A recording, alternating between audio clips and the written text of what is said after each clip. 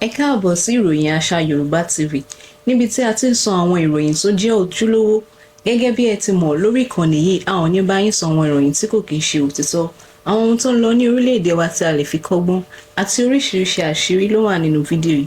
Ẹ bá mi like, comment, share, subscribe. Ẹ jẹ́ ká jọ wo fídíò yìí. Ibi tí a bá ti láǹfààní láti máa rójú mi láti máa gbọ́ mi. Àrínú bí owó ọ̀rọ̀ yín ló dé tí ó solówó ẹ̀ ní mọ̀sọ̀mọ̀sọ Àkàndá ọ̀rọ̀ Ayékòǹkò ló kọ́ mi. Àjàwó àrò ní bí Ayékòǹkò sọ̀rọ̀ lójú ọlọ́rọ̀. Bọ́lọ́rọ̀ bá gbọ́ kí bàbá ńlá bàbá ọlọ́rọ̀ ó ṣe. Ẹ̀kẹ́ ni mi ò máa dúró fọ́ ti lé gbàngbàng. Òtítà lé ni mi ò máa rẹ̀rù mọ́sọ̀. Ayére ni mi ò máa yẹ́kó ọ̀gẹ̀dẹ̀ ọmọ yẹ́dọ̀yẹ́dọ̀. Mo kí gbogbo ọmọ ìpínlẹ̀ Ọ̀ṣun, mo kí gbogbo ọmọ orílẹ̀-èdè Nàìjíríà. Mo kí gbogbo ọmọ Yorùbá ńlé lóko lódò lẹ́yìn odi. Ìjàmbá ò ní ṣe yín, nbí ò ní ṣe yín, àkùdé ò ní bọ́rọ̀ yín lágbára Ọlọ́run. Gbogbo àdáwọ́lé yín ní ọmọ yọrí sí rere lórí ọ̀rọ̀ ìdìbò ìpínlẹ̀ Ọ̀ṣun. Ṣé mọ̀ wípé ọ̀yìnìyíní kì í tán bọ̀rọ̀? Yorùbá ní òjò á máa rọ̀ tí yóò sì dá lójú ẹsẹ̀. Họ́ù tó máa dá sílẹ̀ ló lè mọ́ tètè lọ. Wọ́n wá ní bí òjò bá dá tán tòótó abẹ́ igi kì í dá bọ̀rọ̀. Tótó abẹ́ igi. Ṣé mọ̀ wípé omi tí ewé gbà sára bójò bá ti dá wá pé òun ó sì mọ́ kánlẹ̀ tó òun náà làwọn ìṣẹ̀lẹ̀ tó bá ń ṣẹlẹ̀ lẹ́yìn ìṣẹ̀lẹ̀ tó ṣẹlẹ̀. Gbogbo ọmọ ìpínlẹ̀ Ọ̀ṣun ni wọ́n ti fìbò sọ̀rọ̀. Wọ́n dìbò. Lẹ́yìn tí wọ́n dìbò tán, òun náà ni a gbọ́ èsì ìdìbò. Lẹ́yìn tá a gbọ́ èsì ìdìbò tán, òun náà ni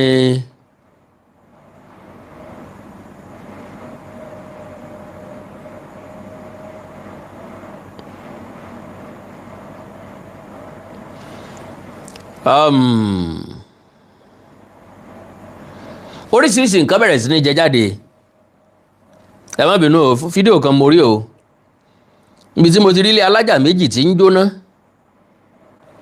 tẹ́nìkan sì tún ń kẹ́rù jáde nínú ilé ọ̀hún.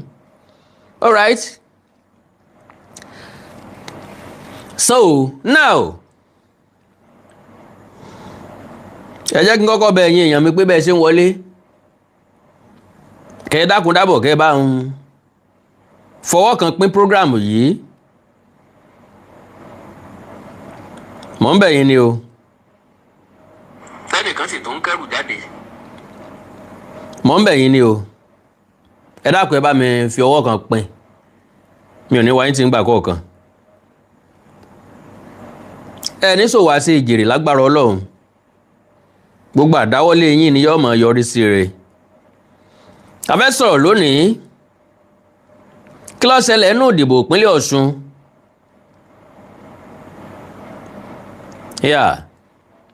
Kí ló ṣẹlẹ̀ gangan?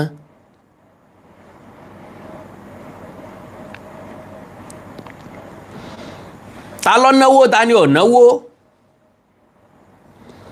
Ẹbí Adélékè láwọn ò náwó. Ṣé bẹ́ẹ̀ ni? Wọ́n ní APC ná 60 billion naira.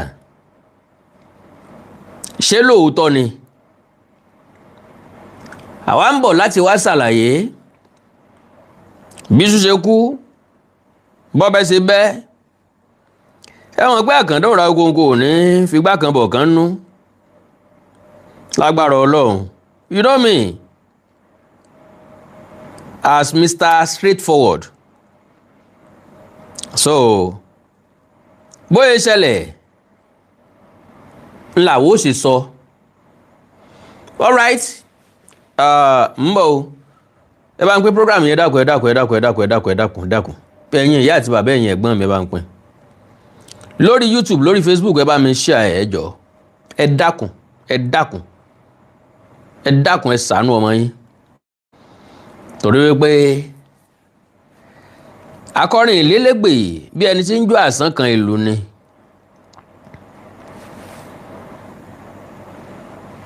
ẹ mọ̀ pé wọn ò lè dá sí bí ó bá sí ẹ̀yin tí ò sí àwọn èèyàn kan mo ní láǹfààní àti dá sí. bàbá olówó Dèjì Adélékè sọ̀rọ̀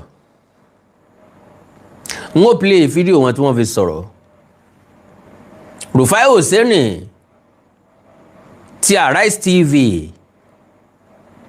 ó náà sọ̀rọ̀ èmi náà wàá sọ experience mi torí pé tá a bá ń ta ẹjẹ́ àtọ̀ bàbá ń ta tààtọ̀ yóò dẹran àpadànù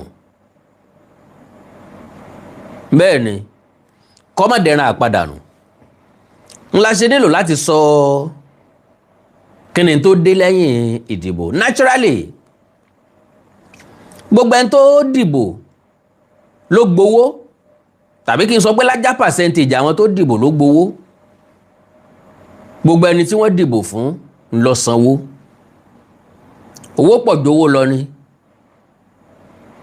ntí tí APC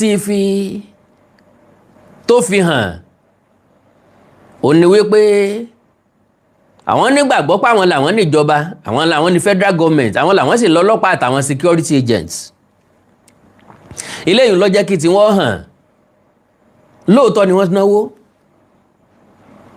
ṣùgbọ́n sọ máa tó 60 billion ó depend lórí population àwọn èèyàn tó dìbò.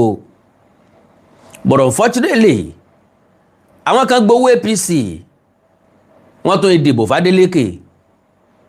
ìyàtọ̀ tó wà ń bẹ̀ nu because lo and behold mímọ̀ àwọn èèyàn tó gbowó dáadáa. in fact mo ti ẹ̀ pé ẹnìkan Ọlọ́run wà níbi táwọn ti ń dìbò tí ìdìbò tán ni ó láwọn ti dìbò wọn ò tí ì fáwọn lówó. I was like níbo lórílẹ̀‐èdè yìí ń lọ. wọ́n dúró síbẹ̀ títí dìrọ̀lẹ́ wọn ò fún wọn lówó.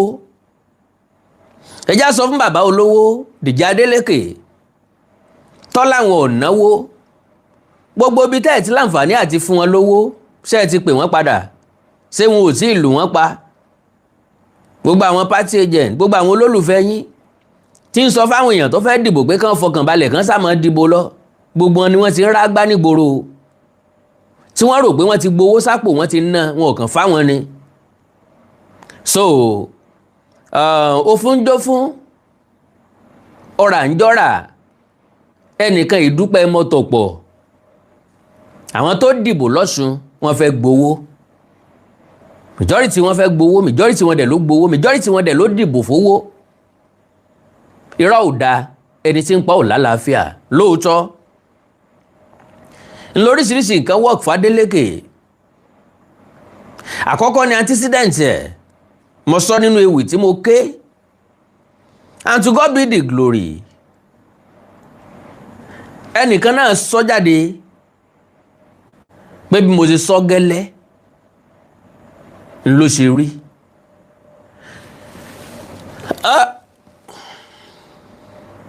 ń bọ̀ o.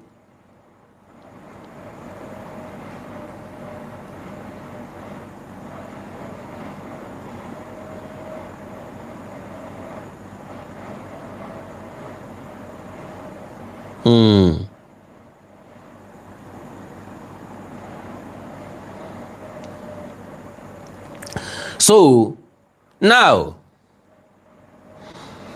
sympathy work fún Demola Adeleke, orí work fún Ọlọ́run ọba fúnra lára rẹ̀ wá ṣàtìlẹ́yìn fún torí pé tí wọ́n bá Demola pò àwákọ̀ ọ̀kan la mọ̀ pé 50-50 ni Bọ́lá Oyèbánjí náà kò kí ń si ẹja kékeré ní odò níwọ̀n bá àgbà tó jáde yẹn ó sáré create popularity ẹ̀. ó ní bákin former governor ìpínlẹ̀ Ọ̀ṣun Gbóyèga Oyètọ́lá ó ní bákin Aṣíwájú Bọ́lá Ahmed Tinubu. lo and behold lóòótọ́ àti lódodo ní Tinubu fẹ́ kí wọ́n win ní Ọ̀ṣun. Kò dẹ̀ sẹ́ni tí ó ṣe tí ò ní sọ bẹ́ẹ̀, tí ò ní rò bẹ́ẹ̀, tí ò ní calculate ẹ̀ bẹ́ẹ̀. Gẹ́gẹ́ bí sitting president, gẹ́gẹ́ bí ọmọ ìpínlẹ̀ Ọ̀ṣun fúnra lára ẹ̀, ó máa fẹ́ kí ìpínlẹ̀ Ọ̀ṣun kó bọ́ sọ́wọ́ APC. Ṣé ẹ rí dáadáa ni? Majority àwọn governor ni wọ́n ti darapọ̀ mẹ́gbẹ́ òṣèlú APC, like 30 of them ni wọ́n ti darapọ̀ mọ́ APC. Nílẹ̀ Yorùbá ìpínlẹ̀ méjì ni ò sí lọ́wọ́ APC, that is ìpínlẹ̀ Ọ̀ṣun àti ìpínlẹ̀ Ọ̀yọ́. So gẹ́gẹ́ bí president, ìlépa rẹ̀ òun náà ni wípé kí Ambo wọlé. Ṣùgbọ́n àṣesílẹ̀ Démọ́lá Adélékè ó kú òní ta lè gbójú kú o. Fẹ́ràn pé mo ti sọ́rí pé kò sábà sí gómìnà tí máa ń wà lórí àlééfà tí ò ní ṣe rárá. In tí wọ́n ó ṣe lè mọ́ tó nǹkan. So ẹni tó lọ́kàn láti wá ṣe ọ̀tọ̀, àwọn tó lọ́kàn míì ọ̀tọ̀. Èmi ò defend ẹnì kankan o, pé bóyá èèyàn kan kówó jẹ àbí èèyàn kan ò kówó jẹ. Bẹ́ẹ̀ bá wo àwa mẹ̀kúnnù dáadáa, a kì í sábà sọ̀rọ̀ nípa pé bóyá gọ́vnọ̀ kan kówó jẹ àbí gọ́vnọ̀ kan ò kówó jẹ. N tí máa ń dùn wá ni pé kí wọ́n má náwó ìlú lórí ìlú. N tí wọ́n mọ̀ tí máa ń dùn wá ni pé kí wọ́n máa jayé alábátá, ayé fàmílétè kí n tutọ́, ayé kò sẹ́ni tí ó mú mi. Àwọn gómìnà kan jẹ́rú ayé bẹ́ẹ̀. Wọ́n á gbé girlfriend wọn lọ Dubai. Àwọn olóṣèlú wọ́n á ra mọ́tò fún girlfriend, ọkọ̀ tuntun, wọ́n á ra ilé fún girlfriend l'Amẹ́ríkà, ní Canada, ní London, bó ṣe wù wọ́n. So with that, ó túmọ̀ sí wípé Démọ́lá Adélékè ní àṣélẹ̀ tí jàbọ̀ wá bá, àfọ̀tẹ́lẹ̀ tí jọmọ̀ mi gbẹ́nà, ọ̀dà mi síwájú ló jẹ́ orílẹ̀ tútù tẹ̀. That is number one. Secondly, sympathy wípé kí ló dé táwọn èèyàn dojú sọ àwọn ẹgbẹ́ òṣèlú alátakò wọn ò lọ́rọ̀ orí lẹ́nu ju kí wọ́n máa pe sitting governor lópònú. Ó wà very very insulting. Àwa náà wá ń wò pé sólóṣèlú lẹ́yìn yìí báyìí àbí wèrè. Kò mọ̀ jújó lọ, kò ṣe kinní kan, ọ̀dẹ̀ ni, òpònú ni. Ó wà insulting. How you be insulting a sitting governor? Kò make sense. Lọ́kàn yín ẹ máa rò pé gbogbo ala daft àbí gbogbo ala wọn tẹ́ lè fi tọ́rọ́ kọ́bọ̀ lé lọ́wọ́ tí wọ́n dẹ̀ mẹ́nu kúò, tí wọ́n dẹ̀ máa wò é níran, tẹ́ dẹ̀ máa jayé bó ṣe wù yín, tẹ́ dẹ̀ máa ṣe nǹkan tó wù yín. Náà kò rí bẹ́ẹ̀. À ń wò yín kẹsẹ̀ lẹ́yà yín. Nbi tá ti yọ lù yín fúnra lára wa àmọ́. So ẹni tí ó tún wá fọ́ gbogbo ẹ̀ lójújù, màmá tí wọ́n ń pè ní ẹ̀rọ àríkẹ́hùn ni. Bóyá kò ló mọ̀ràn ni o, bóyá òun lọkọ nínú ilé tó jẹ́ pé ìyàwó ọkọ rẹ̀ ti dìgbẹ̀wù dání, tó yẹ jẹ́ pé gbogbo wèrèwèrè rán dandan tí ń ṣe lórí social media ọkọ rẹ̀ kàn wò ó ràn ni. Irú ọkùnrin tó lè wò yán ràn bẹ́ẹ̀, òun lọkùnrin tó ti dìgbẹ̀wù dání. Because why tí ìyàwó mi ó bọ́ sórí social media tí ó máa sòsì bí ẹran aṣẹ́wó, tí ó máa ṣe rádaràda báhùn, kò wà kọ́sì rárá. Woman yẹn ò wà kọ́sì. Mi ò rí gẹ́gẹ́ bí ẹni tó wà intelligent. Òun pín rice lójú kámẹ́rà, ó tún sọ wípé ìyàwó Gbóyèga Oyètọ́lá ló ní kẹ́ ẹ fún wọn. Ìyàwó Gbóyèga Oyètọ́lá ló ní kí n fún yìí o, èmi náà sì fi tọ̀dọ̀ mi sí. Níbi tó ti ń pín rice náà ló ti ń lálé àwọn alásàlátù igan bàjẹ́. Nítorí oúnjẹ ń gọ̀mọ̀ bóyá wọn ò jẹun rí ni, wọ́n sì máa ṣe hànràn níbi tó ti ń pín rice náà. Ṣùgbọ́n àwọn alásàlátù ọ̀nà àmọ́ tó work against wọn.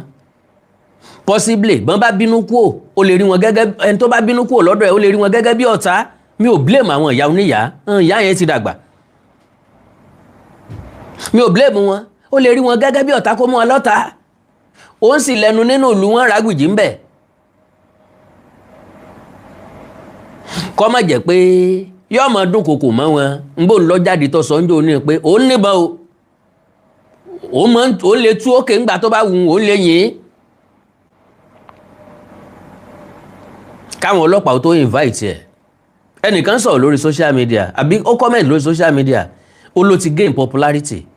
Ẹni yìí ọmọ tán ń pè popularity. Èèyàn lè popular sí nǹkan tí ò dáa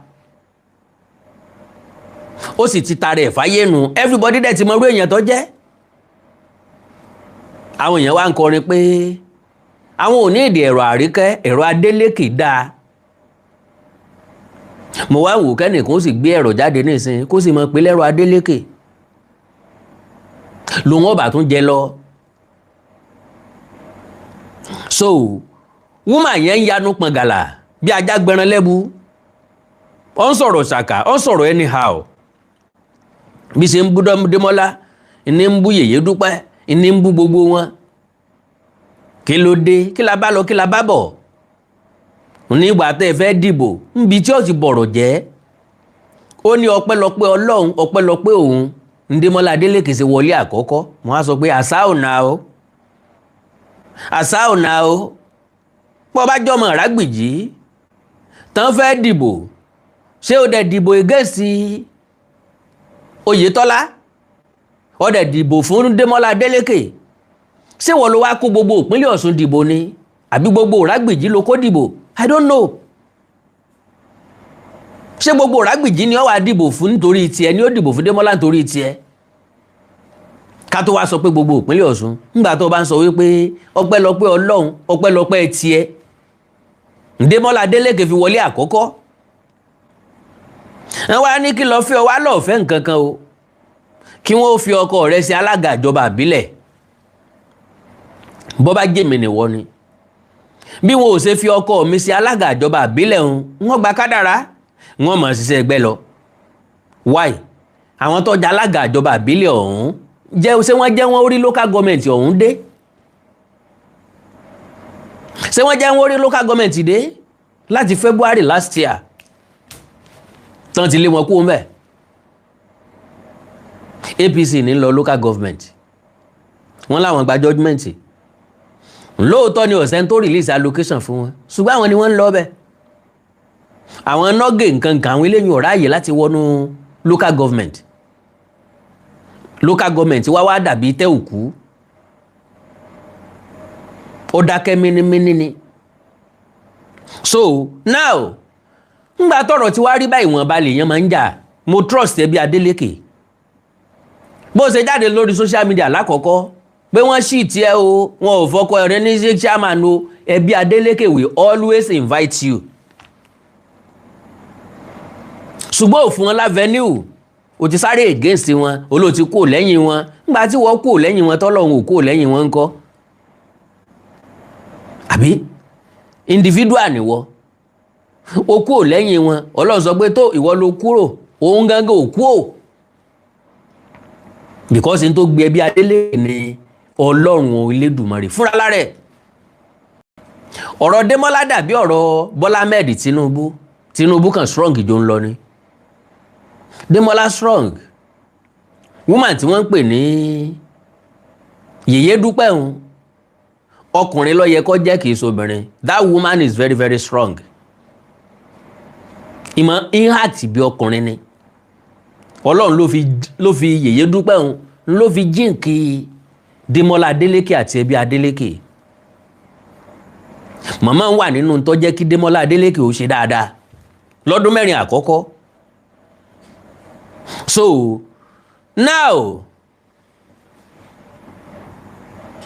So now bàbá wa wò dáadáa ẹbí Adélékè láwọn ò náwó èmi ò ní figbá kan bọ̀ kan nú èmi mọ̀ pé gbogbo wọn ló náwó èmi ń tèmi èmi mọ̀ o pé gbogbo wọn ló náwó. So kódẹ́ẹ̀dì ni àwọn Adélékè náà tiwọn àwọn APC lọ́nà tí wọ́n sí gbangba lọ́nà tí wọ́n gbangba. Now àwa ń gbọ́ pé 60 billion ní APC ná èmi ọmọ o Dèjì Adélékè ló sọ n ó play voice ẹ̀ fídíò ni n ó play ẹ̀ ṣùgbọ́n tí mo mọ̀ ni pé mo ráwọn èèyàn tó gba 30,000 naira mo ráwọn èèyàn tó gba 20,000 naira sẹ́wọ̀n pé yẹn yàtọ̀ sí pé wọ́n ń sọ no mo rí as in polling unit kan bí wọ́n ń pín 30,000 polling unit kan sàlẹ̀ wọ́n ń pín 20,000 àwọn kan pín 25,000 àwọn owó pínpín yẹn máa ń determine iye èèyàn tí ń bẹ ní polling unit yẹn. Are you getting me? That is number one. Owó yẹn tó máa ń determine ẹ̀ tán kówó fún. Sẹ́rẹ̀ lómi tán kówó fún pé kó lọ pínwó olórí burúkú àtolè lọ́pọ̀ jù nínú wọn. Wọ́n kọ́kọ́ régè orí owó ń lọ. Yàn pé àwọn tó gbówó lẹ̀ àwọn yẹn ló ní. Gbogbo nǹkan ló work fún. It is good work of Adeleke that make him one. Gbogbo nǹkan ló work fún. Kì í ṣe good work nìkan. Tó bá jẹ́ good work nìkan ni APC ọ̀rọ̀ bí ṣe dànù. Sympathy work fún. Ọlọ́run ló ní kí wọ́n wá pẹ̀lú approach tán gbà wá. Approach tán gbà wá yẹn hatred word nǹkan ló máwọn èèyàn stand behind Demola Adeleke. And above all, God Almighty work for him. And they also spend money. Èmi ò fi síbi kankan, mi sọ lóṣèlú. And I said it and I can say it anywhere. That I don't love Demola Adeleke. I don't love Ambo. I don't hate Demola. I don't hate Ambo. Tàbí kí n sọ wípé I love them both. Mi dey expect ẹnìkan kan pé ẹnìkan ni kó win. Ntí mo ń sọ ni pé anybody ló lè win láàrin wọn. Ẹni tó bá win ni ó win nínú. Kì í ṣe family mi ni wọ́n. Ó kọ ẹbí wọn dẹ̀ ni wọ́n ń gbé ga. Yes, kì í ṣe surname mi ni wọ́n ń jẹ́. They are not my family. They are not going to pay me. I'm not working for them. So, wọ́n jọ náwó ni o.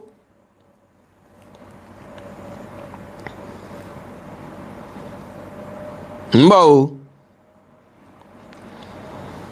So, now, àpilẹ̀kọ tí mo kọ́kọ́ rí lélẹ́yìí, they spent 60 billion naira on the day of the election. When I heard the kind of money they were spending, I knelt and prayed to God. I said, God Almighty, let people collect their money, but let them still vote for Demola Adeleke. The video's dad opens up about how his prayer helped defeat Oyetola in the 2026 Governor Osun State election. So, ẹjá gbọ́rọ̀ lẹ́nu bàbá Dèjì Adélékè fúnra lára ẹ̀.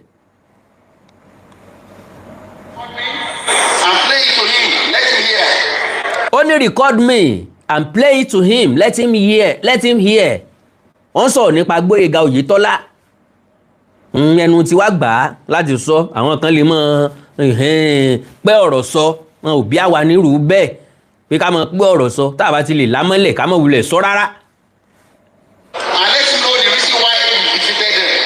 And let him know the reason why we defeated him.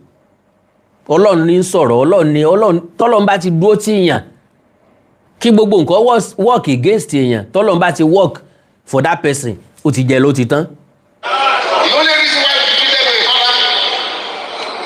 The only reason why we defeated Oyetola, not because we are bigger or we spend money than him. But the election day,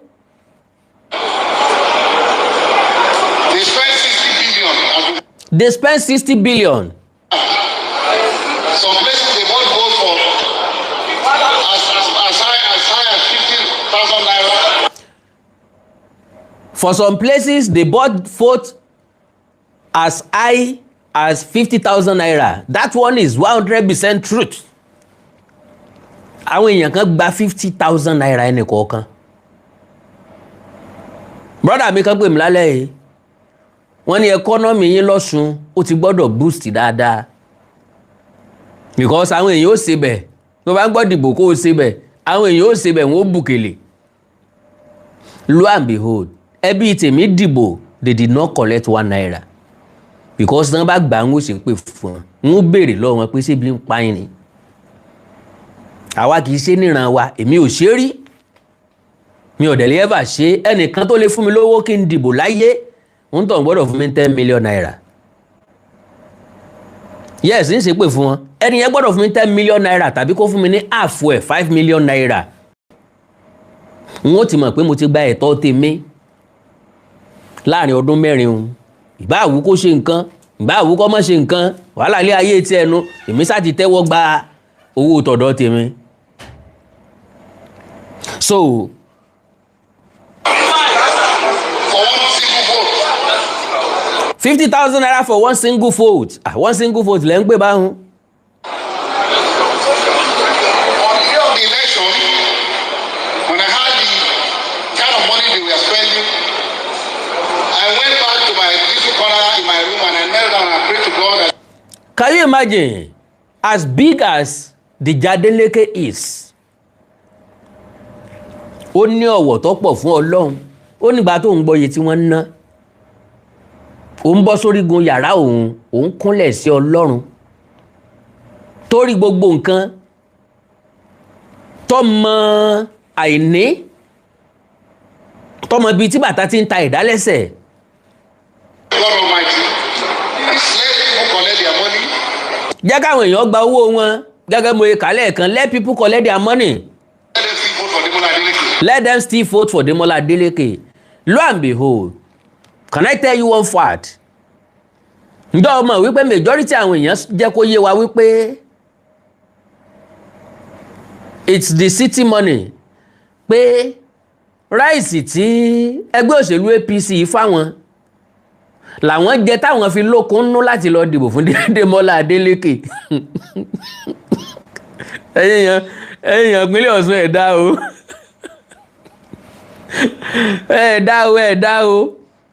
ẹ̀dá o ẹgbà ráìsì à ń bọ̀ ẹ fi dìbò fún Demola Ọlọ́run ọ̀dà òkọ̀dá bẹ́ẹ̀.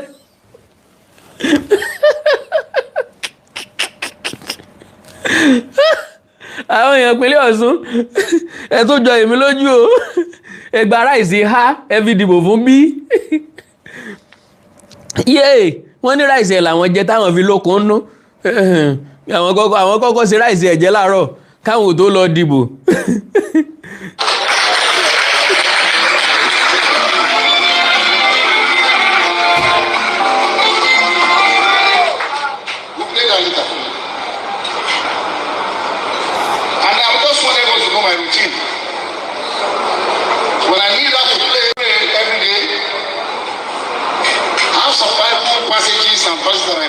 Bíbélì ni Dèjì Adélékè mú dání.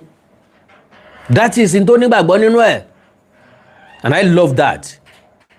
Bible ló mú dání ó ní routine o ń làdúrà gbígbà. Àdúrà ń gbà. Kọ̀ọ̀kan nílò kọ ẹsẹ̀ lọ kúnlẹ̀ wájú ẹnìkan kan gbọ́wọ́lé ọ lórí tàbí ká máa gbà àgbà fodísòpó. Olúwa irọ́ kò sí nǹkan tọ́jọ́ mọ́. Bọ́kọ̀rọ̀ yàrá ẹ̀. What is not there? Agogo is not here yet o. What do you mean? Kò yé mi. We no move again now. Àgọ́ bí tàtijọ́ ntí máa ń bí mi lọ́rọ̀ àwọn olóṣèlú ni pé wọ́n máa expect pé the same place tá a wà náà la gbọ́dọ̀ wà. Bọ́n ṣe bá wa lọ́dún tó kọjá náà gbọ́dọ̀ bá wa lọ́dún yìí. Kìkìdá àmukùn mẹ́kọ̀ọ́ gbogbo. I read and I pray with.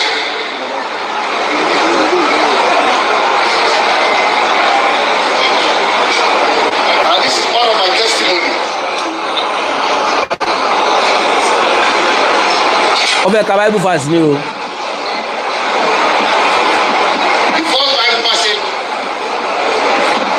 that I read every day when I go on my knees to pray can be found in Isaiah chapter 41, starting from 10. And when I finish reading should know that I'm not, the reason why I'm not afraid of anything. You will know the reason why I'm not bothered about anything. Because I believe, my belief in God Almighty is very strong. And that's why you don't see... lẹ́yìn Ọlọ́run kò tún sí nǹkan kan mọ́. Síwájú Ọlọ́run kò sí nǹkan kan mọ́. And that is my belief too. Mo nígbàgbọ́ tó dọ́sọ̀ nínú Ọlọ́run. Ọlọ́run nìkan ló lè ṣe nǹkan kan. All right. Pápápá ẹ jẹ́ kí n pa nǹkan kan.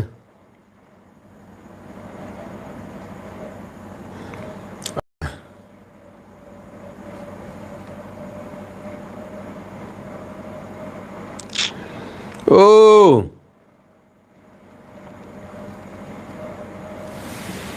Ambo.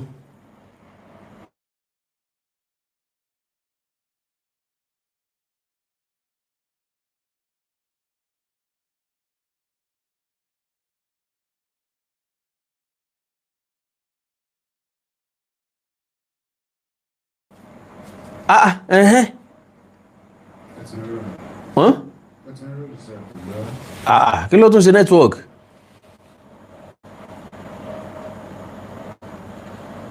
Kò sí wàdà wá?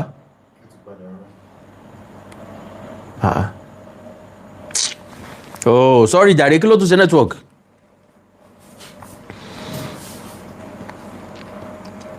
Now, gẹ́gẹ́ bí èèyàn bí kan ṣe sọ́mbì yìí, wọ́n láwa mẹ̀kúnnù náà ti ń jí.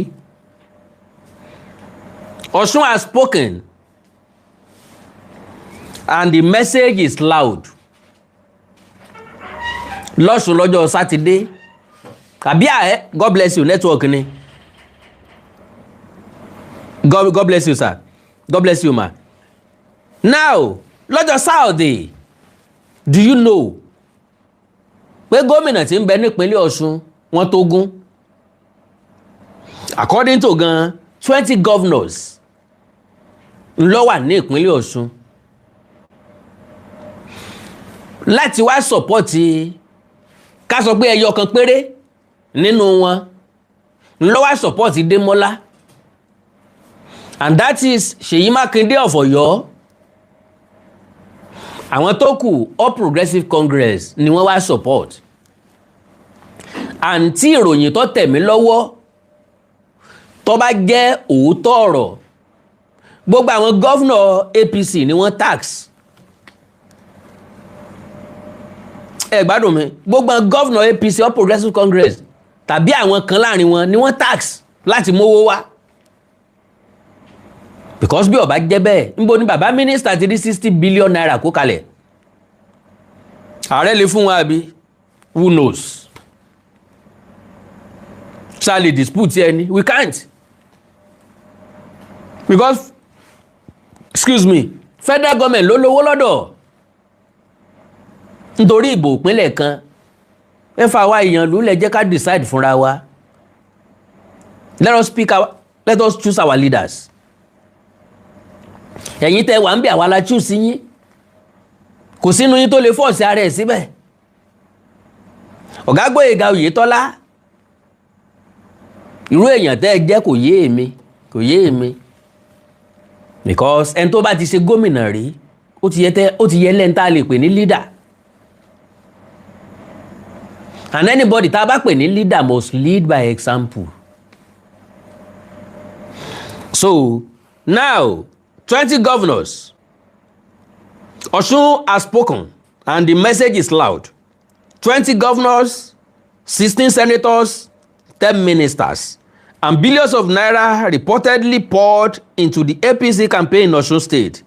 Yet, the people still said, if all that money and political machinery could not deliver, okay, and people still said, no. If all that money and political machinery could not deliver victory, then 2027 is coming to be a serious test. 2027 is coming to be the APC, okay, the APC era is coming to an end. Kẹ́ni tọ́kọ kínní ìkọlù wa bìjókòó. APC era is not coming to an end. Philosopher làwa, àwa ó dẹ̀ sọ òótọ́ ọ̀rọ̀ fún ọ. APC kọ́ ni problem, personality ẹni tó bá díje ìní issue.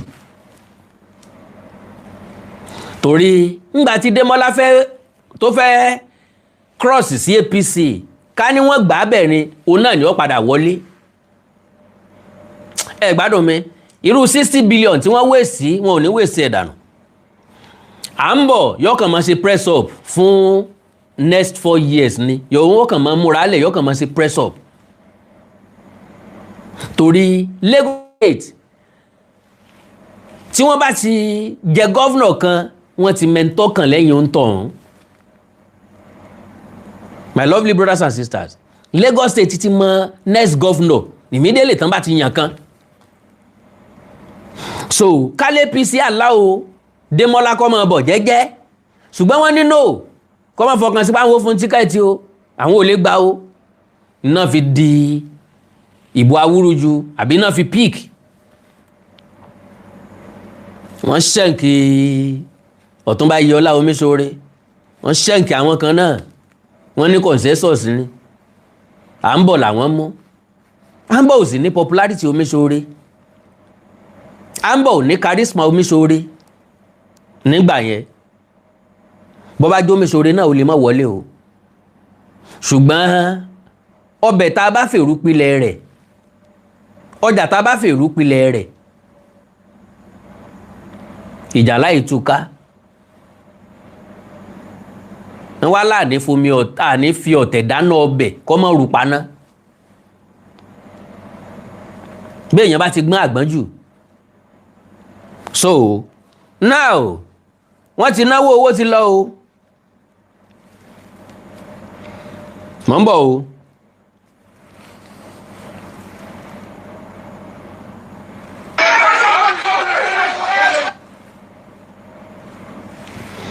ń bọ̀ ẹ dákun ẹ bá ń hold on báwo, mo fẹ́ mú nǹkan kan wá fún yín ni o.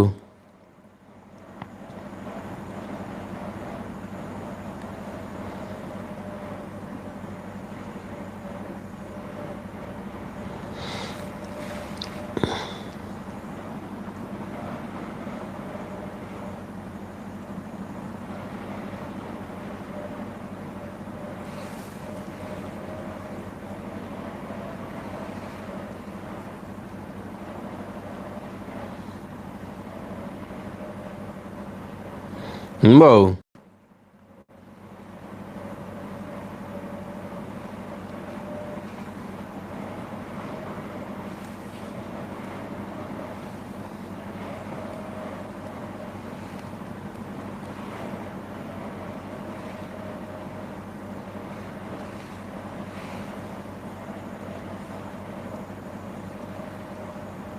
ń bọ̀ o.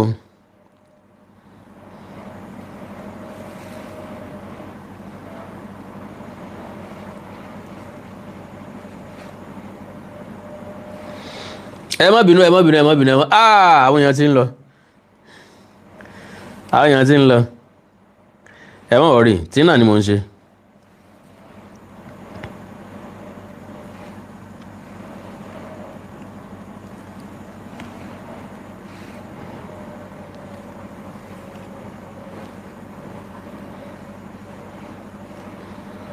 ń bọ̀.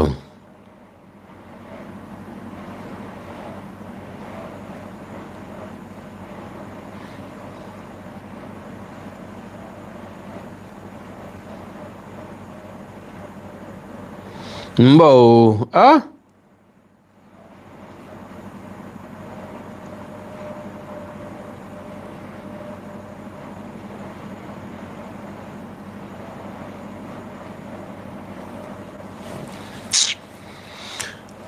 So now ntí Rufai sọ ni wípé lẹ́yìn tí gbogbo nǹkan fail ni Bọ́lá Ahmed Tinubu tó congratulate Démọ́lá Adélékè. So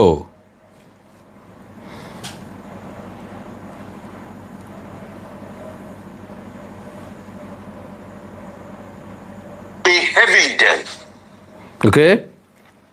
Because President Tinubu congratulated. It was after everything failed, President Tinubu congratulated. Now, let's not stop talking as if this Adeleke, his head is strong. Bulldozer Lori, his head is strong. And the people loved him and they stood with him. But how Nigerians can replicate that over 177,000 polling units, it's going to be hard, though.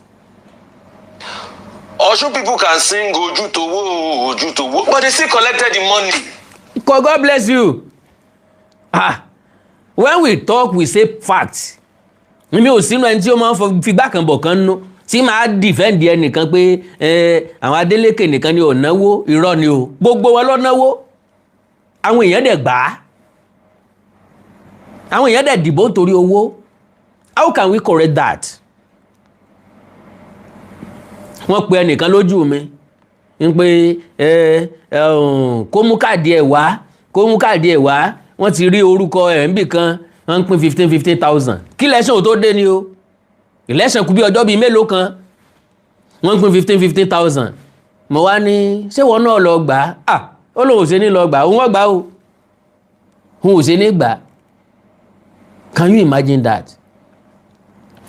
Ó wá ní ṣé kò yẹ kó ń gbà ni mo ní kò yẹ kẹ́ gbà mo ní ọjọ́ tí àwa mẹ̀kúnnù ìlú ọba ti gbowó lọ́wọ́ olóṣèlú mọ́ mo ní tá a lè maintain ẹ̀ fún 10 years 20 years kò ní dùn mọ́ majority nú mo nígbà náà ni a tó ní hope pé Nàìjíríà máa dáa and that is 100% reality. 2027 ní ìsìn wọ́n dé wọ́n pinwó fún wa àsọpá àfẹ́ iṣẹ́ ìlú la fẹ́ kẹ́ ẹ ṣe election tí ó tẹ̀lé wọ́n kówó dé local government ni o house assembly ni o house of rep ni o senate ni o governor ni o president ni o a reject owó wọn ìgbà náà la tó ní hope because everybody tó náwó ó invest ni o yóò rówó ẹ̀ padà o yóò wá owó ẹ̀ padà o ká ní Bọ́lá Oyèbánjí wọlé 60 billion naira wọ́n dá padà o bí wọn ò bá dá padà tán wọ́n dá padà ń bẹ̀ o lóònù ni o torí gọ́vnọ̀ stéètì kìnní kan tẹ̀ ní ó mówó wá sọmọ stéètì yẹn ni Bọ́lá Oyèbánjí ni ṣé stéètì yẹn tán mọ́ pínlẹ̀ Ọ̀ṣun ṣé gọ́vnọ̀ yẹn tán mọ́ pínlẹ̀ Ọ̀ṣun kọ́ tán mọ́.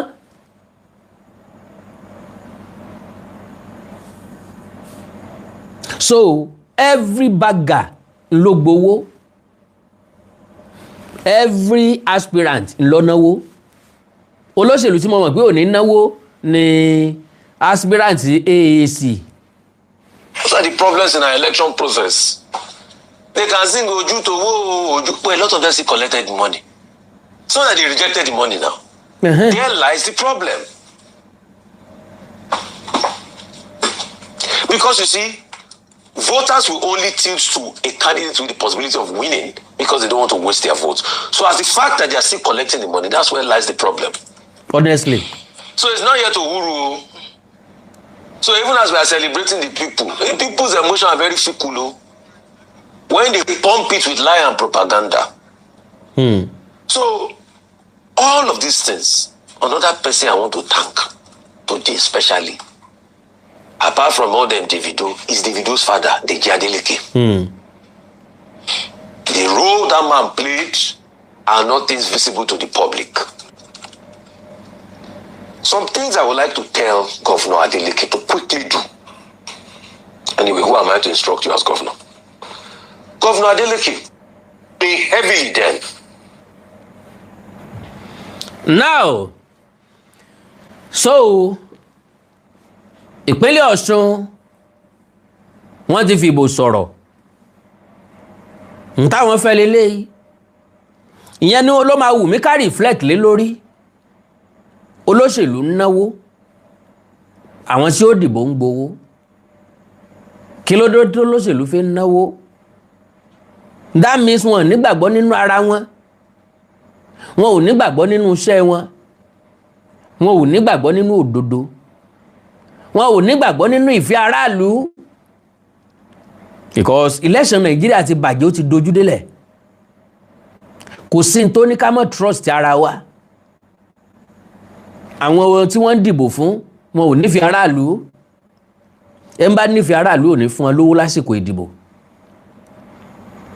owó tẹ́ fún wọn lẹ́ẹ̀kan tẹ́ ní padà yáwájú wọn mọ́ so transactional vote ń lọ wáyé nípínlẹ̀ Ọ̀ṣun lo and behold majority tí ò tí ì gbowó lọ́wọ́ accord let me say it categorically wọ́n expect o wọ́n fọkàn sí wípé ojú dí reality lèmi sọ fún yẹn wọ́n fọkàn sí pé ojú dí wọ́n dẹ̀ expect pé tí accord ò bá sanwó fáwọn any election tí bá ń padà bọ̀ àwọn jẹ́jú wọn reality lẹ gbọ́ lẹ́nu Àkàndọ̀rọ̀ Awíkonko yìí ṣe mọ̀ páàrin ìlú lèmi ń gbé èmi súnmọ́ àwọn aráàlú ẹni tí ọ̀dọ́dọ̀ Dèjì Adélékè yóò múra ẹni tí ọ̀dọ́dọ̀ Démọ́lá Adélékè yóò múra ẹni tí ọ̀dọ́dọ̀ àwọn gómìnà yóò múra ṣùgbọ́n àárín ìlú làwa ń gbé àwọn tí ń dìbò tá a jọ ń dìbò làwa jọ ń sọ̀rọ̀ majority dúró de accord wọ́n expect owó lọ́wọ́ accord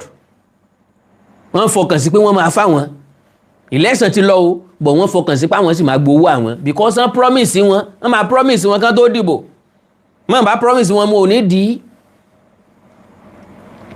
olóṣèlú kan ló ṣe bẹ́ẹ̀ lánàá pàtó náà fẹ́ dupò gómìnà kọ̀nàwó fẹ́ nìkankan ń tó sọ fún wọn ni pé owó rèé owó wà ńlẹ̀ ńgbà tẹ́ ẹ bá dìbò tán ẹ wá gbowó bóun bá ti wọlé òun ò fún ẹ kò sì wọlé kò sì háwó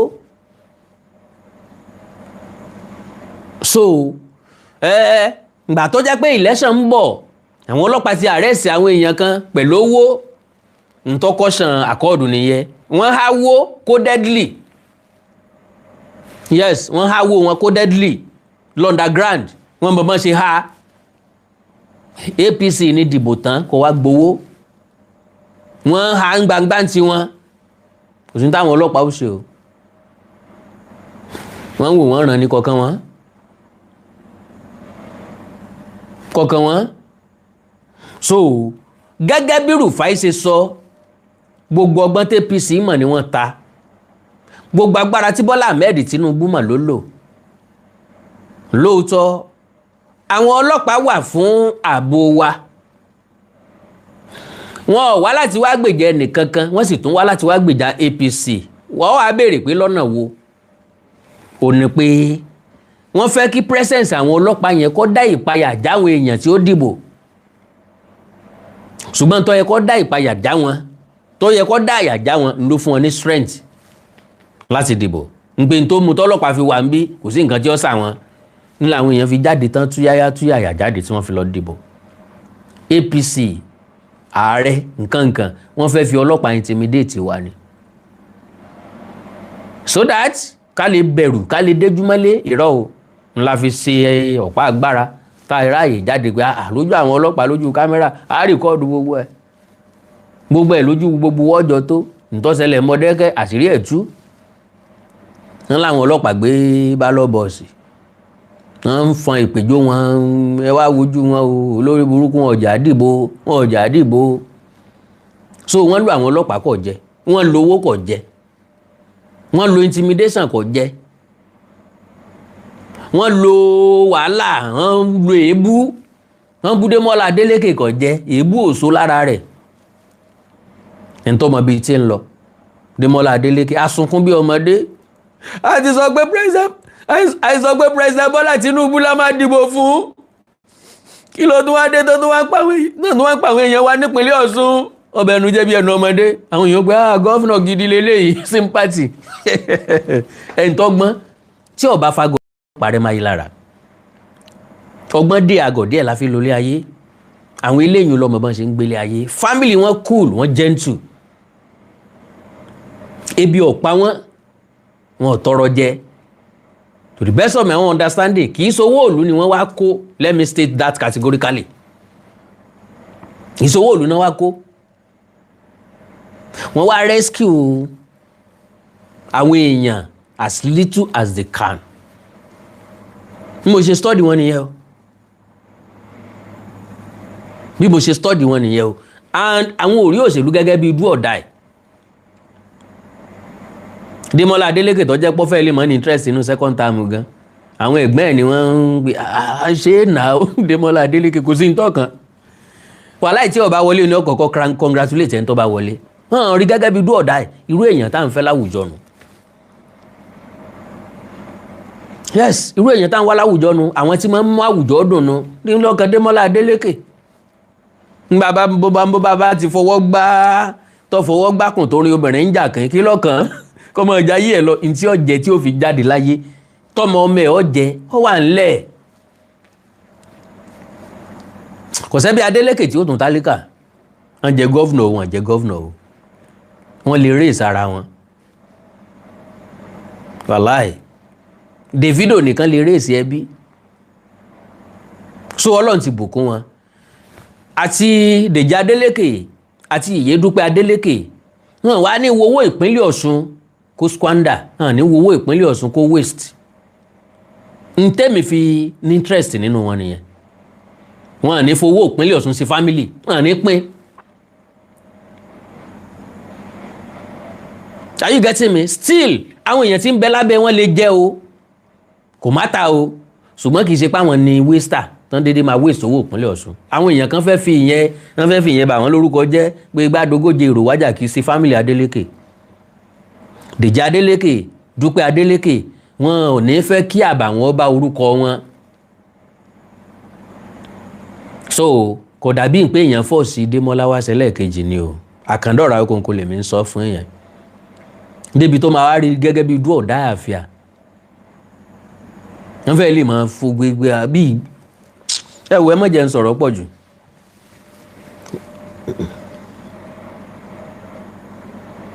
yes of course and I cherish something in their family nínú family Adélékè ẹ̀kọ́ pọ̀ lára wọn o they have genuine love lo àǹbí o kì í ṣe gbogbo ọmọ ìyá ni mo ń rí bẹ́ẹ̀ o ọmọ ìyá Hausa lọ́pọ̀ o àwọn ọmọ ìyá Hausa kan kì í fẹ́ jẹ́ kéèyàn kó jù wọ́n lọ o Démọ́lá ò bínú Dèjì Adélékè Dúpẹ́ ò bínú Dèjì Adélékè kò bínú Démọ́lá Adélékè láàrin gbangba ni Démọ́lá ti gọ́vnọ̀ lọ́dọ̀bálẹ̀ fún Yèyé Dúpẹ́ àǹtí ẹ̀ ni o because ó mọ̀ wípé abiyamọ ni woman yẹn Yèyé Dúpẹ́ is a man not a woman when you have somebody like that in a family ẹbí máa dúró èèyàn lè perú wọn lájẹ gan bọ́n bá gbàjẹ́ nítorí àbúrò wọn ó tó bẹ́ẹ̀ ó jù bẹ́ẹ̀ lọ ẹ máa wò pé kí ló dé táwọn àbúrò ẹ fi submit fún ó ní impact nínú ìgbésí ayé wọn ni so ẹ̀yin náà ìwọnú ẹbí yín dáadáa ẹ̀yin lè dàgbà ń bẹ àbí sáwọn àbúrò yín lè rọ̀gbọ̀kú lẹ́yìn can you vouch for them on their behalf behind them ṣé ẹ lè jà fáwọn àbúrò yín láti gba àwọn ẹ̀tọ́ kan ṣé ẹ lè support àbúrò yín majority lẹ́gbẹ̀ẹ́ bùkátà dọ́dọ̀ ẹ̀ tí ó kọ̀ pakọ́ majority lẹ́sọ̀rọ̀ ilé ayé yín fún gbìntẹ́ níìdì láti tó dẹ̀ wà ní káwọ́ ẹ̀ kò ní gbé ikọ́ yín kò ní pí ikọ́ yín mọ́ kì í ṣe tẹ́bí Adélékè àárọ̀ ọjọ́ election ni Davido dé láti UK tó ti lọ ṣe show torí pé ó fẹ́ wá dìbò ìbò tí ẹnìkan because ó mọ̀ wípé ó nìkan carry a lot of people seeing him at a polling unit ó máa drive ọ̀pọ̀lọpọ̀ àwọn èèyàn that is 100% reality wẹ́ẹ̀lì Àkàndá Awíkonko ọ̀jáwó àrò Awíkonko aṣọ lójú ọlọ́rọ̀ ń mọ̀ bọ́yá èèyàn méjì àbí mẹ́ta ó lè pè mí ẹjá sọ̀rọ̀ lórí ọ̀rọ̀ ìdìbò ìpínlẹ̀ Ọ̀ṣun kí ni tá a fẹ́ sọ̀rọ̀ lé lórí ń bẹ̀ ó ní àwọn olóṣèlú tí ń náwó àwọn olùdìbò tí ń gbowó sáà lè dẹ́kun ẹ̀ ṣá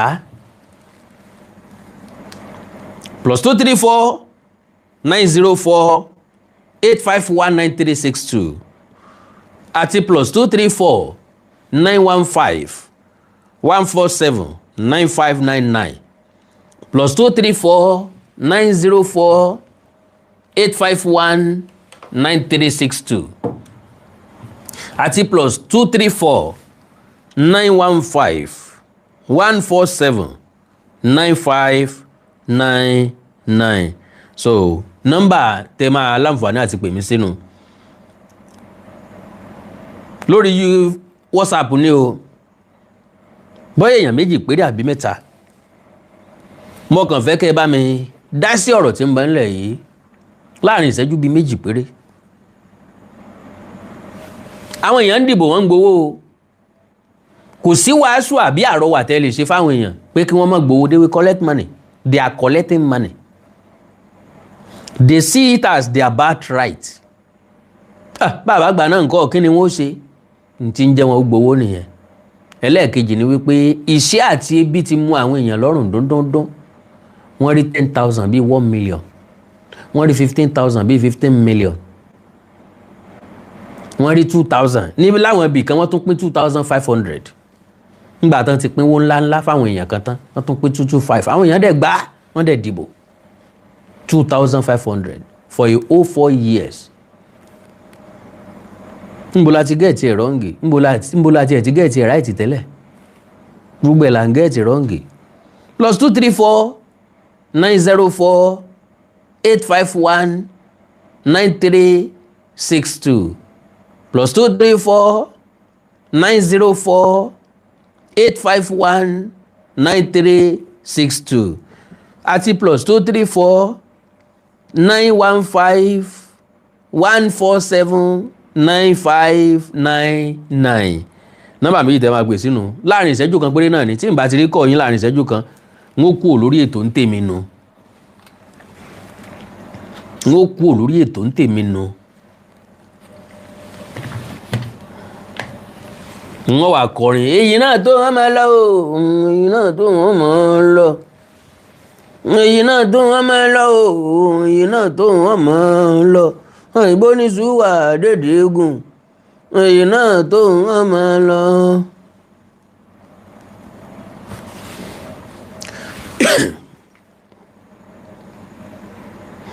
mo rí breaking kan ni o. Oyèbámijí, I'm not supposed to reach out to him. I won the election and okay, bóyá àwọn èèyàn sọ pé Kídémọ́lá Adélékè ò reach out sí Oyèbámijí. Eré ìkílajà ń bẹ́kùn sí reach out to kọ́ reach in ni. wọ́n kàn ní àjọ dìbò táìjọ sọmọ pátì kan náà tábàjọ di primary la lè pè fún ìrẹ́pọ̀ pé ẹjẹ́ àjọ ṣe APC will never like you. Sunday like Démọ́lá dé wọ́n dé like Démọ́lá rárá ni wọ́n like ẹ̀ náà.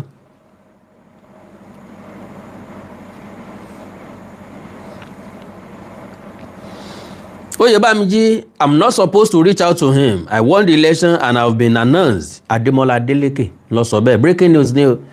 Osun State Governor Ademola Adeleke has said he's not the one expected to reach out to the All Progressive Congress APC governorship candidate Bola Oyèbánjí following his speech victory in the Osun State governorship election. Ngbà tí president ti congratulate ẹ̀ kò sí ní tó mú Oyèbánjí náà láti mọ́ congratulate Demola Adeleke. So sportsmanship nìyẹn, statesmanship nìyẹn, níta tó máa wá padà wò mẹ́lòmíì náà lára lọ́jọ́ ọ̀lànà pé ó accept defeat. Wo respect am fún Goodluck Jonathan Doni. Adeleke made the statement during an interview on Channel Television on Monday, August 17, while speaking about his victory over Oyèbánjí and the expected post-election relationship between both camps. Òní 17 lóòótọ́ o, ọ̀la ń bẹ́ẹ̀ dé mi. Ọlọ́run aláàánú ẹ mọ̀ ṣe ń ó tún lé kan sí lọ́la lágbára Ọlọ́run. Ògo ni forúkọ yín sáàtì o. Èèyàn wọn rí ọjọ́ òun dàgbàrè o Fádèyí olóró àfi ìsùkẹ̀ ìsùkẹ̀. Àwí kóńkó ọjọ́ òun ọmọ ń dàgbàrè o. Oríjọ́ òpẹ́ láyé mo sì bá wọn tálàgbà kó sì níhun tálàgbà òun ní kí n sì níhun tálàgbà òun ní òwò. I'm not the one that's supposed to reach out to him now because I'm the one that won the election and I've been announced. The governor said his position was based on the fact that he had already been declared the winner of the election.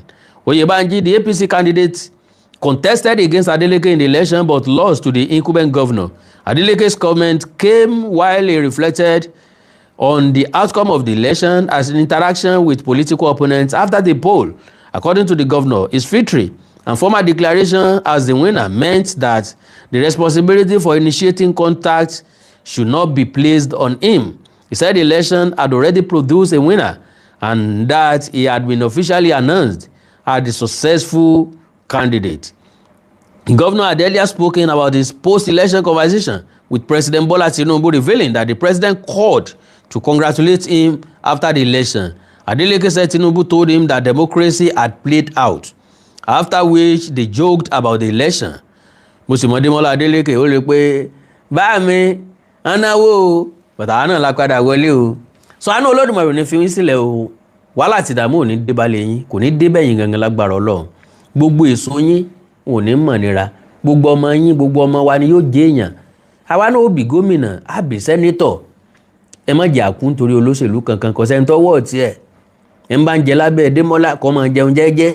Ẹ ń bá ń jẹ lábẹ́ Ambo kó máa jẹun jẹ́jẹ́. Kẹ́nìkan ọmọ fẹ̀mí ara ẹ̀ tàfàlà. Ẹ ń kún tiẹ̀ gbé o, ẹ ń kún tiẹ̀ tán o. Ẹ ń bá sì kú ní jẹ̀bi o. Ìyọ́ jẹ ìwọ pa mí, ìyọ́ jẹ ọkùnrin kankan. Sọ wà ń bẹ̀ padà ńgbà tó o bá ti kú tán. Ṣé ìwọ ló wà dájọ́? Ìwọ ló sọ fádájọ́ pé kán dájọ́ okú fún yàn. Gbogbo àwọn tán dájọ́ okú fún mélòó náà ti pa lójú ẹ̀. Kí kálukú wa wà kíáfù. Àánú Ọlọ́run ní fi wá sílẹ̀ o. Ẹ jẹ́ káwa náà ká wà kíáfù o. Ọ̀la lọ́jọ́ ìbí mi lágbára Ọlọ́run. Gẹ́gẹ́ báwọn èèyàn náà ṣe máa ń ṣe. Ẹ̀bùn ọjọ́ ìbí èmi náà sọ pé kẹ́ ẹ má fún mi o. Ẹ pè mí ẹ fún mi lẹ́bùn ọjọ́ ìbí o. WhatsApp mi lélẹ́yìí +2349048519362 +2349048519362. Ẹni nǹkan pa ẹ subscribe sí YouTube channel mi Awikonko TV àti Onídèmọdé TV. Ẹ like ẹ follow page mi lórí Facebook Awikonko Television àti Awikonko 8519362. Èdè àti àṣà ilẹ̀ káàró òjìrè bí òní wọ̀ mi o. Orílẹ̀-èdè ilẹ̀ káàró òjìrè òní dàrú. Ìlú ẹnì kọ̀ọ̀kan wa yóò tòrò mẹ́nẹ́mẹ́nẹ́. Nípínlẹ̀ Ọ̀ṣun àti ìdìbò àti yan gómìnà ṣùgbọ́n ẹgbẹ́ òṣèlú méjèèjì ńlọ náwó. Gbogbo àwọn tó sì dìbò majority wọn ló gbowó o. Ọjọ́ kan mo mọ̀ pé yẹn máa stop ní Nàìjíríà ńgbà tí poverty level tàbí level of poverty tó bá reduce to bare minimum. That is, tí poverty rate wa tó bá lè padà sí bí 10%, 15%, ìgbà náà làwọn èèyàn ní gbowó òbò mọ́. Ó dàárọ̀, oorun ayọ̀ lásán, àní tójú oorun lójúkú. I love you all. God bless you.